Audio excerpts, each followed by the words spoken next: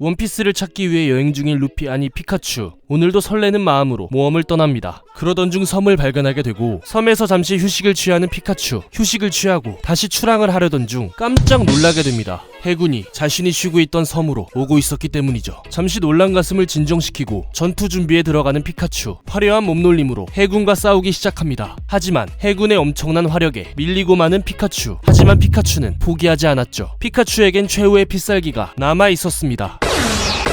결국 최후의 기술까지 꺼낸 피카츄. 과연 피카츄는 해군들에게 이길 수 있을까요? 적과 싸우다 쓰러져 버린 피카츄. 고통스러워하더니 결국 기절해버립니다. 그런데 갑자기 몸에서 변화가 일어나더니 몸이 흰색으로 변해버립니다. 그리하여 탄생한 니카츄의 모습. 준비 자세를 취하더니 하늘로 날아가 번개에 더 큰 자유를 부여하는 니카츄. 번개의 힘을 한 곳으로 집중시켜 필살기를 사용하는 니카츄의 모습. 과연 니카츄는 싸움에서 승리할 수 있을까요?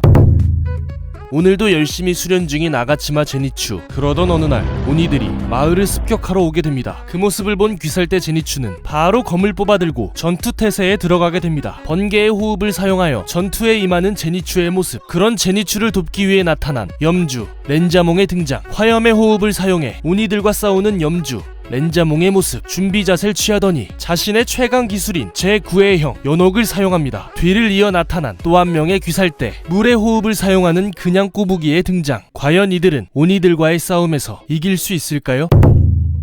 오늘도 요괴를 잡기 위해 여행 중인 피카츄. 마을을 발견하게 되고 잠시 휴식을 취합니다. 하지만 요괴가 마을을 습격하러 오게 되죠. 그 모습을 본 피카츄는 검을 뽑아들고 요괴들과 치열한 전투를 벌이게 됩니다. 아버지에게 물려받은 검의 힘으로 금세 요괴들을 쓰러뜨리게 되죠. 그렇게 안심하던 찰나 최종 보스 요괴가 등장하게 됩니다. 그 모습을 본 피카츄는 자신의 최강 기술인 한 번 휘둘러 100명의 요괴를 쓰러뜨릴 수 있다는 그 기술을 준비하게 됩니다. 과연 피카츄는 싸움에서 승리할 수 있을까요?